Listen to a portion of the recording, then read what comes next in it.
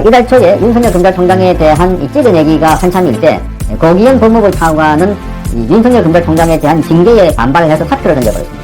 그리고 문재인 정권은 즉각 단 하루 만에 새로운 차관 후보를 발탁했는데 그 사람이 바로 이용구 법무부 차관이었습니다. 그리고 이용구 법무부 차관은 바로 윤석열 검찰총장의 징계위원회가 그때 구성이 됐는데 거기에 당연직 위원으로 들어가게 된 것입니다. 자, 지난 4일에 윤석열 검찰총장 측이 이 검사징계법이 위헌이다 하면서 헌법재판소에 그 효력정지 가처분 신청을 냈습니다. 그런데 법무부 관계자들과 이용구 법무부 차관 사이에 텔레그램을 하면서 이 가처분 신청을 낸 것은 윤의 악수인 것 같은데 라는 메시지를 이용구 차관이 다른 사람들과 공유를 했습니다. 이게 윤석열 검찰총장이 잘못 선택한 길이다 라고 이렇게 메시지를 보낸 것입니다. 그 이후에 이제 이 각자 운명이 걸린 지금 수싸움을 하고 있는 것입니다. 말하자면 이용구 차관과 윤석열 검찰총장은 각각 윤석열 검찰총장은 지금 법무부 장관에 대한 이 가처분 신청을 하고 있고 거치에 대해서, 그리고 지금 법무부 장관과 함께 이용구 차관은 기본적으로 윤석열 검찰총장을 징계하는 입장에 서 있습니다. 자, 윤 총장과 이 차관은 사법연수원 동기이고 고용보제하는 사이로 알려져 있습니다. 서울대 법대 선후배 사이인데 윤 총장이 79학번이고 이 차관은 83학번입니다. 4년 차이로 윤석열 검찰총장이 이용구 차관을 친동생처럼 대해줬다고 합니다. 4년 차이니까. 그런 두 사람이 갈라서게 된 계기는 검찰 내부에서는 조국 전 법무부 장관에 대한 수사가 결정적이다 이렇게 보고 있는 것입니다. 자, 이용구 차관은 조국과도 아주 친했던 인물인데 조국은 이용구 차관보다 서울대 법대 1년 선배라고 합니다. 조국이 이용구의 1년 선배면 그러면 윤석열은 조국보다 3년 선배인 셈입니다. 그러니까 윤석열, 조국, 이용구 이 세 사람은 서울대 법대 동문이고 선후배로 좀 엮여 있는 사이입니다. 지난 4월에 있었던 이용구 차관의 환송의 술자리가 지금 윤석열과 이용구가 갈라서는 결정적인 계기가 됐다 이렇게 보고 있습니다. 이용구 차관은 당시 윤석열 검찰총장에게 조국에 대한 수사를 하지 말아줄 것을 요청하면서 윤석열 검찰총장에게 오히려 정치를 하고 있다, 자신의 정치를 하기 위해서 조국 수사를 밀어붙이는 게 아닌가 하고 강하게 비판했다는 것으로 알려지고 있습니다.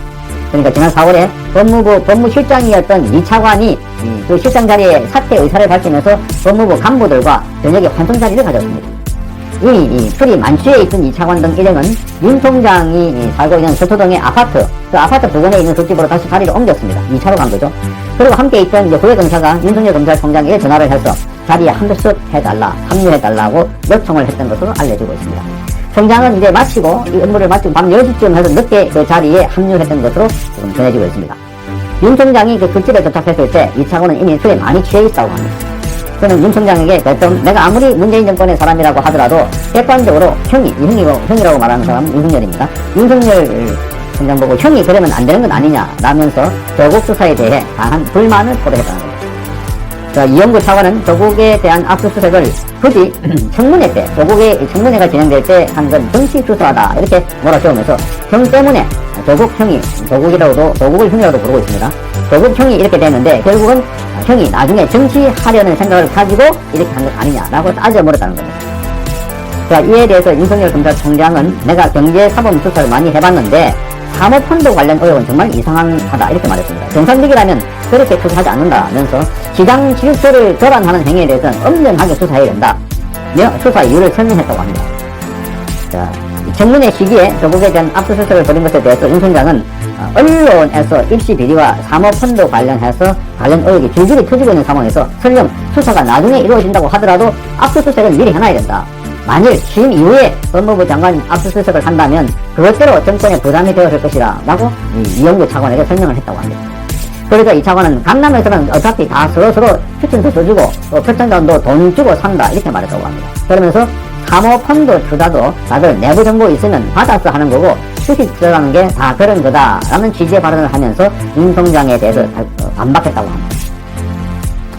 자, 이용구 차관이 이렇게 수십 분간 같은 발언을 되풀이하자 윤 총장은 다음에 술 깨면 이야기하자 라고 이야기하면서 후배 검사에게 이용구 차관을 집에다 데려다 주라고 했다고 합니다.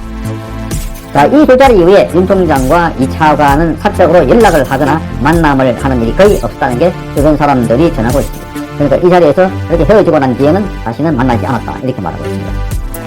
최근 윤 총장 측은 검사 징계위원회에서 이 차관에 대해서 징계위원 기피 신청을 냈습니다. 그러니까 이 차관이 자신에 대해서 아주 좋지 않은 감정, 느낌을 지난번에 텔레그램 문자에도 표시를 했고 하니까 그래서 깊이 신청을 했는데 기각됐습니다. 그리고 2차관은 윤 총장의 정직 2개월 결정에 찬성표를 던졌습니다.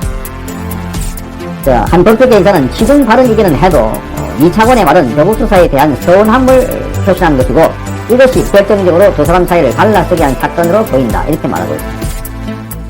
그러니까 조국 비리등에 대한 수사를 하는 것은 좀 저쪽에서 바라볼 때는 윤석열 검찰총장이 정치를 하기 위해서 이렇게 수사를 하고 있다 이렇게 보고 있는 것 같습니다.